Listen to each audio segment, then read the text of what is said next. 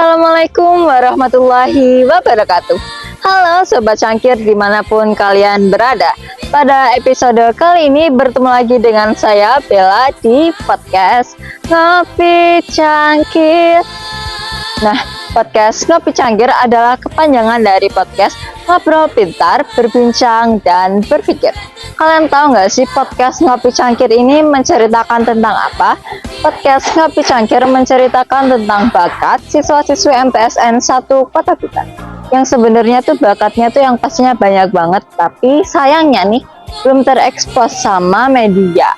Jadi itu sangat hal yang benar-benar sangat disayangkan sekali.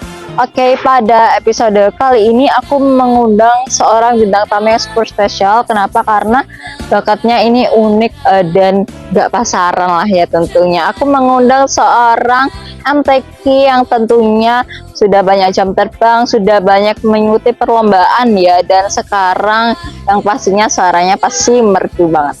Oke, langsung aja kita undang bintang tamunya. Ini dia. Halo semuanya. Oke, bisa perkenalan dulu ke Sobat Cangkir. Halo Sobat Cangkir, perkenalkan nama saya Ignas Dawira Ordinsa Sativa. Saya mempunyai bakat di bidang MTQ.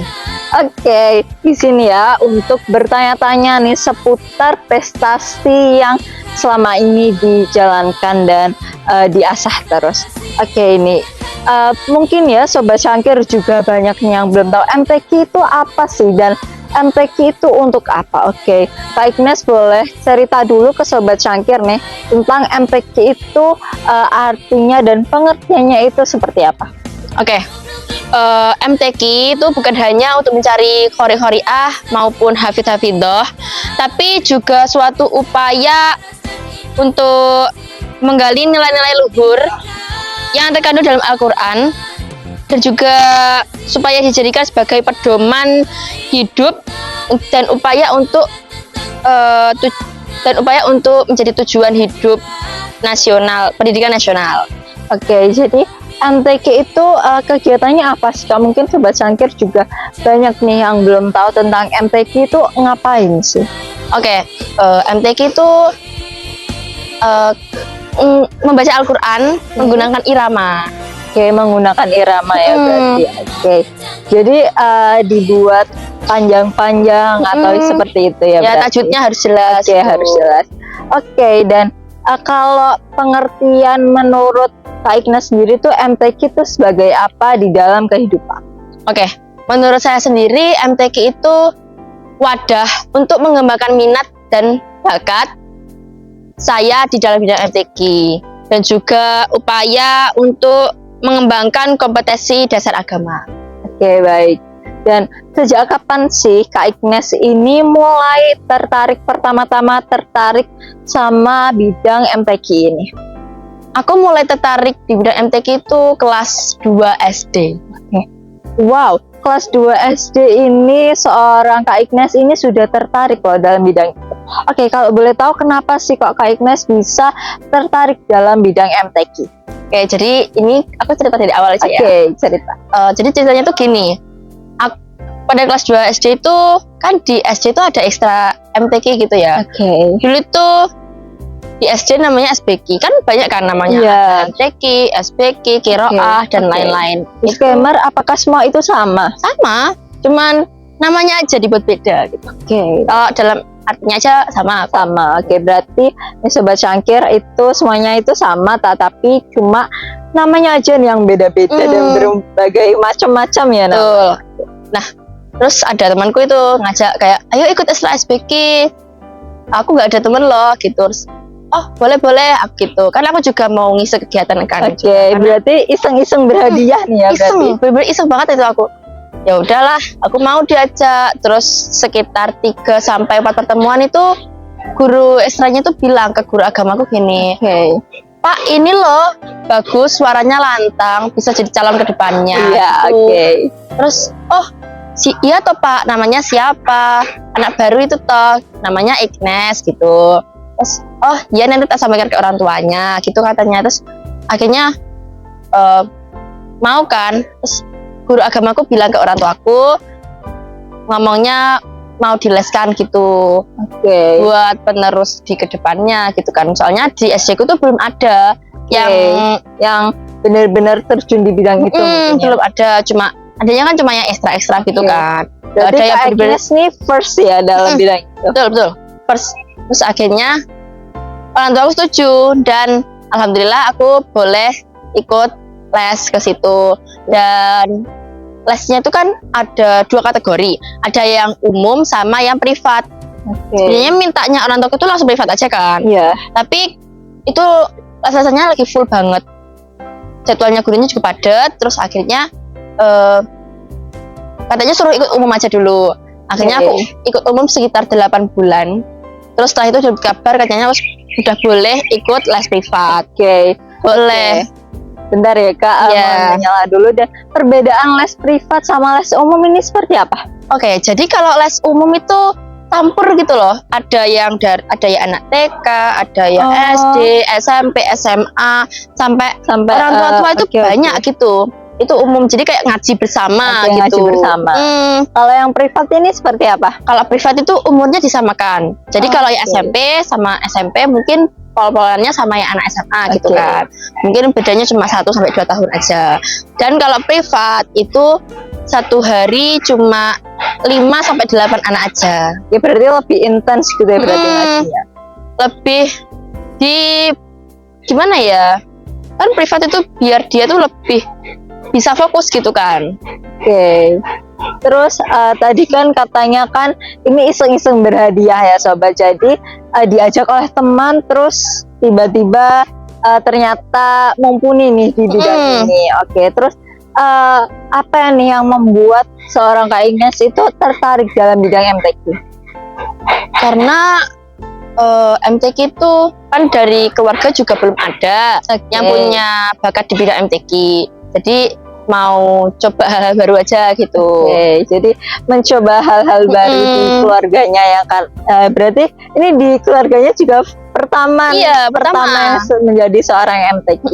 Oke, ini pasti kan ya di bidang MTQ itu seorang Kak Agnes perjalanannya itu nggak mulus-mulus aja kan, pasti ada rintangannya, ada halangan dan lain sebagainya. Dan kalau boleh itu ceritain dong ke Sobat Cangkir apa aja rintangan dan halangan selama terjun di bidang MTQ. Oke. Jadi itu dulu tuh pernah pas lomba gitu kan. Terus tiba-tiba tengah-tengah tuh suaraku habis. Oke, suaranya habis itu kesalahan yang bener fatal banget ya. Padahal ya menurutku dari awal tuh udah bagus, tapi tengah-tengah tiba-tiba pas nadanya naik suaranya serak dan habis gitu kan. Oke, terus gimana? Akhirnya itu udah tak ulang sampai 2 kali. Dalam 1 ayat itu tak ulang 2 kali. Akhirnya tetap belum kuat buat naik. Dikasih minum sama panitia sampean. Oke, berarti di tengah-tengah perjalanan yang tampil itu dikasih minum sama panitianya. Dikasih minum sama panitia. Terus ya udah akhirnya tak minum. Saya itu kan sudah agak reda gitu kan. Oke, tak lanjutkan sampai selesai. Ya terus setelah lihat hasilnya ternyata emang belum rezekiku aja gitu, buat dalam lomba ini. Terus apa lagi nih Kak selain yang tadi suaranya habis saat perlombaan? Ada itu mungkin sekitar 2-3 tahun yang lalu lah. Itu kan alhamdulillah pas lagi lomba, setelah itu kan alhamdulillah dapat juara 1. Oke, alhamdulillah. Terus kan ini tingkat kabupaten kan. Oke. Nah, tingkat kabupaten itu kalau sudah juara nanti diseleksi buat naik ke provinsi. Oke, berarti naik dong ini ke provinsi karena kan juara 1 ya? Harusnya. Harusnya. Jadi gimana nih? Nah, terus pas itu kan sebelum naik ke provinsi ada seleksinya gitu, kayak di pembinaan gitu. Nah, yang dibina itu cuma juara 1 sama juara 2. Oke. Terus pas jadwalnya dibina ini, aku itu nggak dapat kabar dari panitia, nggak dapat kabar dari pihakku, nggak dapat kabar. Yang dikabari cuman yang juara 2 aja. Oke, berarti nggak dateng dong ya seleksinya itu? Kan pembinaannya 3 hari. Oke. Yang 2 harinya nggak datang. Terus aku datangnya pas hari ketiga karena baru dapat kabar itu yang ini. Terus akhirnya aku sama orang tua ke sana lah, ke tempatnya pembinaan itu. pas jadwalnya pembinaan. Terus akhirnya di sana panitianya juga bingung dong, loh kok ini datang, bukannya kemarin sudah diputuskan buat yang naik ke provinsi juara 2 aja. Oke. Terus akhirnya panitianya juga bingung. Akhirnya setelah diskusi panitia memutuskan untuk seleksi lagi, dibina lagi.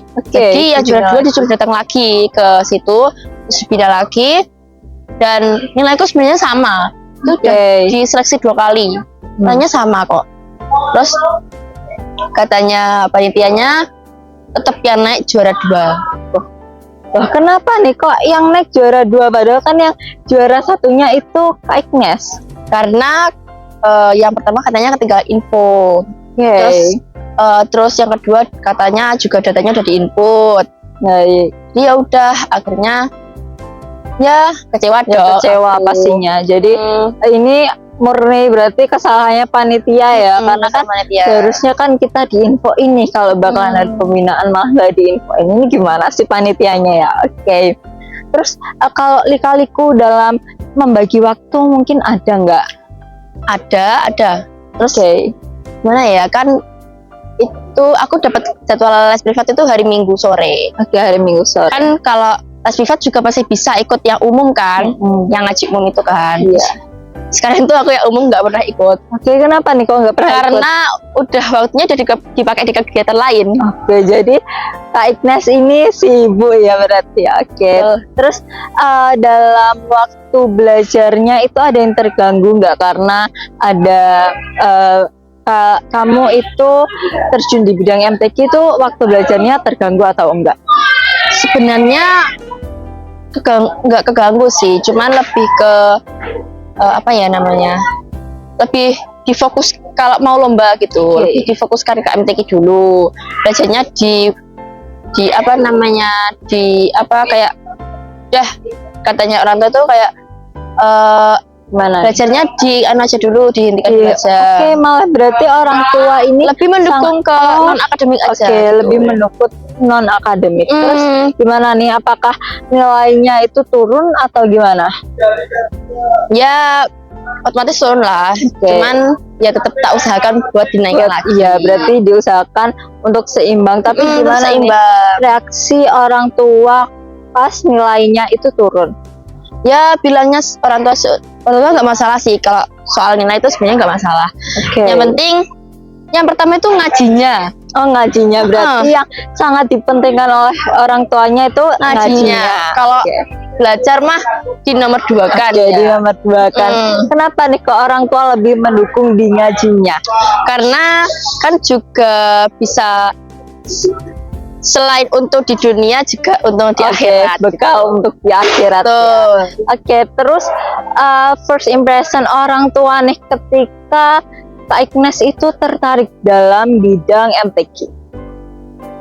Mendukung, orang tuaku mendukung juga, kayak oh nggak apa-apa ya, juga kayak tadi kan dari keluargaku juga belum ada yang punya bidang MTQ gitu kan. Jadi ya nggak apa-apa, coba hal baru, siapa tahu kamu bisa jadi yang pertama gitu kan, yang bisa MTQ gitu. Oke, jadi keluarganya Kak Agnes itu mendukung semua ya? Mendukung. Adakah yang dalam lingkungan teman atau lingkungan rumah, mungkin tetangga yang tidak mendukung Kak Agnes ini untuk terjun di bidang MTQ? Gak ada sih, karena siapa sih kan yang gak suka sama apa namanya MTQ itu kan juga baik di agama kan. Baik di agama. Jadi semuanya mendukung, alhamdulillah. Oke, sobat cangkir. Jadi alhamdulillahnya nih Kak Agnes itu mendapat dukungan dan support full dari orang tua, lingkungan rumah, teman dan juga sahabatnya, itu berarti di support full ya. Jadi Kak Agnes itu makin semangat lah ya di bidang MTQ-nya. Semangat kok. Dan latar belakang Kak Agnes sampai sekarang menjadi seorang MTQ itu seperti apa sih? Gimana ya, sebenarnya kan gimana nih cara-caranya nih sampai sekarang Kak Agnes menjadi seorang MTQ? Ya kalau cara-caranya yang pasti setiap hari tuh harus selalu dipertahankan, terus dikurangi juga kayak minum es, makan gorengan agar suaranya nggak habis, nggak serak gitu kan. Terus kan berhubung apa namanya, aku tuh kan yang pertama kan dari keluargaku yang bisa MTQ. Oke, yang pertama. Aku tuh dapat turunan suaraku lantang karena dulu Mbah Utiku tuh sinden. Oke, berarti seorang Mbah Utinya Kak Ignas itu adalah seorang sinden. Tapi kenapa kok Kak Ignas nggak memilih menjadi sinden aja, malah menjadi seorang MTQ ini? Alasannya seperti apa? Karena menurut aku tuh kayak kurang serak aja gitu sama kalau mau sinden. Nggak dulu deh, soalnya kan juga kayak mudaratnya banyak. Terus kan rata-rata itu sinden nggak pakai hijab kan ya. Terus lebih ke, kan kalau sinden tuh lebih ke budayanya. Iya, budayanya nggak masuk nih ya, sobat, ke agamanya itu mungkin kurang sek gitu ya. Dulu sempat ditawari juga sih, mau nggak belajar sinden gitu. Terus mikir-mikir kayak sebenarnya mau aja, yang penting takutnya kan aku ya bertanya, takutnya kan aku suaraku nggak bisa berbagi sama MTQ-nya gitu kan. Dan MTQ kan juga butuh suara yang banyak mungkin ya, dalam porsi yang tidak sedikit-sedikit. Oke. Dan umpama nih kalau seorang Samen itu memilih di sinden, apakah orang tua itu mendukung atas pilihannya? Sebenarnya sih enggak ya, karena kan yang pertama pasti nanti nggak pakai hijab gitu kan. Iya. Terus ya bajunya yang ya sedikit terbuka ya, begitu. Mestinya nggak baik lah, karena juga dari keluargaku agak Islam gitu ya.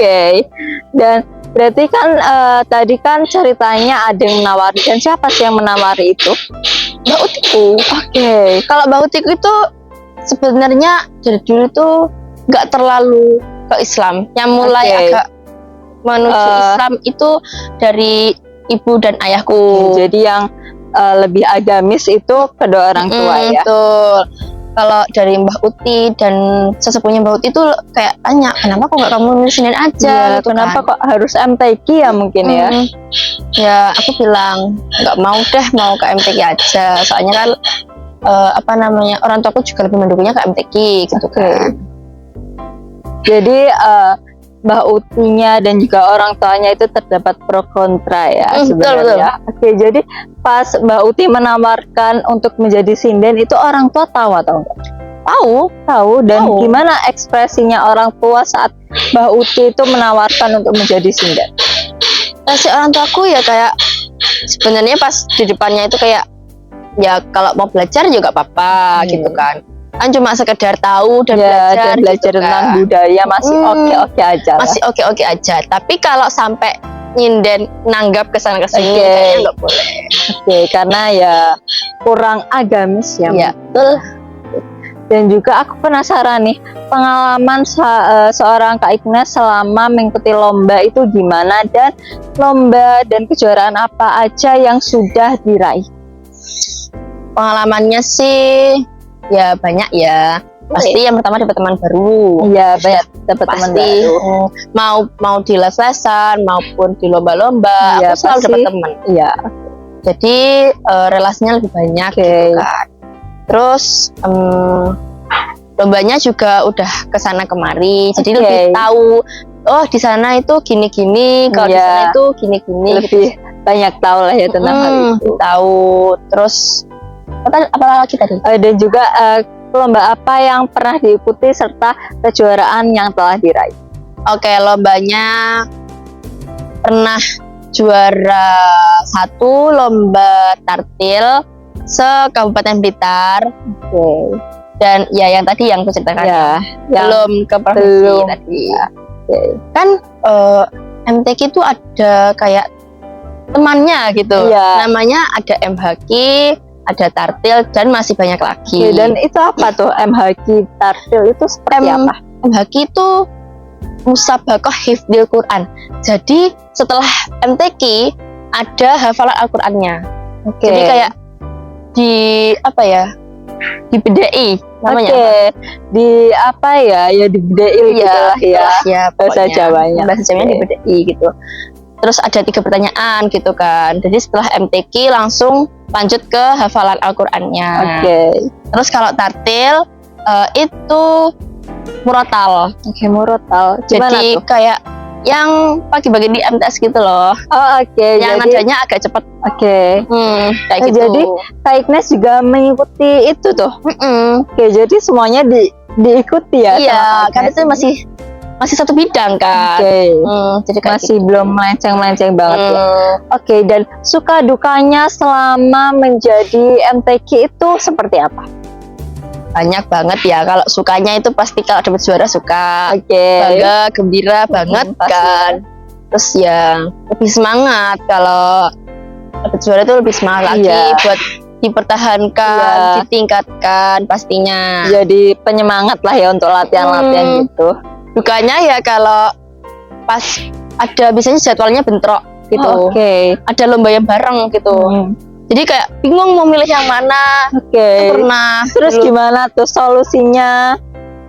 Kalau biasanya kalau jadwalnya bentrok itu aku lebih milih yang tingkatnya lebih tinggi. Jadi kalau ada yang kabupaten sama provinsi, aku ya jelasnya lebih milih yang provinsi dong. Oke. Karena kan yang tentunya tingkatnya lebih tinggi ya. Oke, dan motivasinya Kak Ignas itu apa sih sampai sekarang masih semangat menjadi seorang MTQ? Apa ya motivasinya ya? Gimana nih? Ya karena gimana? Gimana Harapannya nih? orang tua. Oke, jadi Kak Ignas ini menjadi harapan orang tua ya, Betul. Apalagi orang tua sudah support sistemnya full penuh. Oke. Kalau sampai mengecewakan kan ya pasti ada rasa aduh mengecewakan orang tua kan pasti ada rasa gimana harus gitu ya. selalu membanggakan orang tua. Oke nih, dan aku penasaran banget nih sobat sama Kak Ignas waktu dia lagi MTQ, waktu lagi baca Quran. Oke, langsung aja kita tayangin videonya, tapi sebelum itu bolehlah kita ngopi-ngopi dulu, dan sobat di rumah juga boleh loh ngopi-ngopi sama nyemil-nyemil sambil lihat podcast kita. Oke.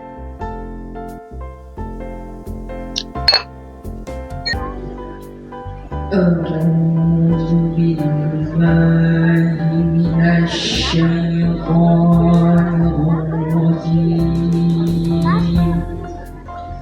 بسم الله الرحمن الرحيم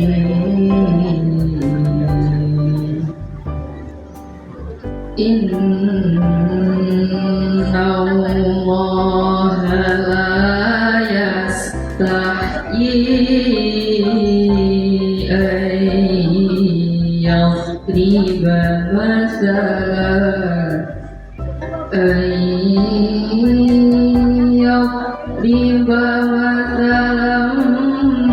ما بعوضة فما فوقها فأما الذين آمنوا فيعلمون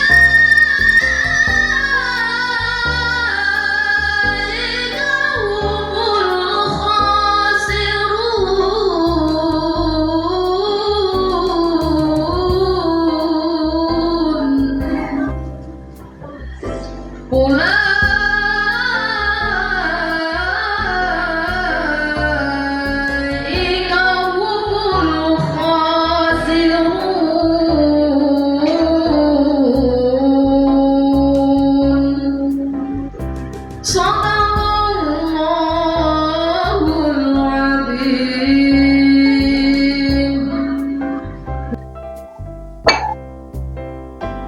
Nah, gimana nih? Kalian udah lihat kan videonya Kak Ignas waktu lagi MTQ yang pastinya suaranya merdu, lantang, dan juga Masya Allah sudah kelihatan lah ya kalau udah profesionalnya gitu.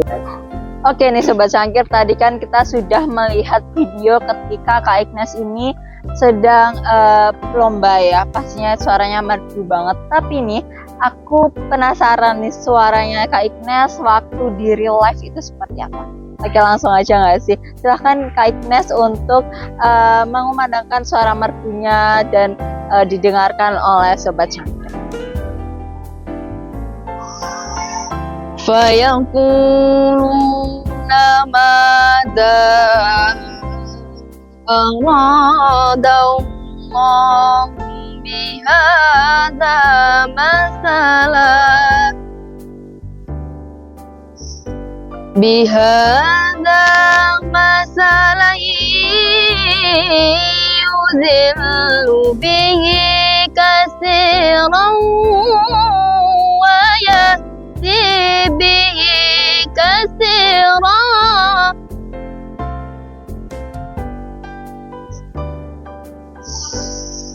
Wa ma yudillu bihi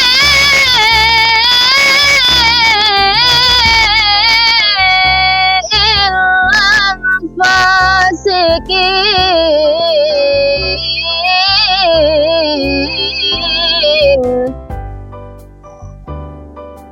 Wa ma yudillu bihi illa fasikin.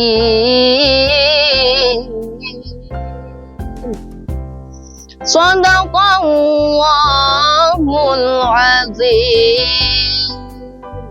Oke, Masya Allah suaranya Kak Ignas ini di real life ataupun di video itu tetap sama-sama merdu ya. Oke, ini bagi kalian nih ya yang lagi butuh mungkin ya seorang MTQ di suatu acara-acara gitu, boleh loh ngundang Kak Ignas. Boleh. Oke, coba sih Kak Ignas spill ke Sobat Cangkir nomor WA atau IG, siapa tahu ada yang butuh bisa kontak-kontakan langsung. Langsung cari aja ya 085, lanjutnya besok. Instagramnya ada, Oke, IG-nya namanya ada lah Ignas ya. Gawira. Bisa di follow ya, Oke. Sobat Cangkir. Bisa di follow ya Sobat Cangkir, dan juga kalau lagi butuh seorang MTQ itu bisa langsung DM dan undang Kak Ignas aja. Oke, ini dari kesimpulannya Kak Ignas tadi yang pastinya support dan dukungan dari orang tua, sahabat, keluarga itu yang pastinya penting banget, karena kalau nggak ada dukungan dari ketiga itu gimana nih mau jalan sendiri kan juga nggak bisa. Dan juga dari cerita Kak Ignas tadi tuh coba-coba berhadiah lah ya, dan juga iseng-iseng yang akhirnya menjadi seperti ini, menjadi berhasil seperti ini. Jadi kesimpulannya tuh ya coba aja sih, kan kita juga nggak tahu kita itu bisa apa enggak, yang penting coba aja dan berusaha aja dulu. Oke, sekian dulu nih podcast kali ini. Jangan lupa pantengin sosmed kita karena bakalan ada episode-episode selanjutnya. Oke, jangan lupa nih tungguin episode kita selanjutnya. Dadah Sobat Cangkir semuanya. Wassalamualaikum warahmatullahi wabarakatuh.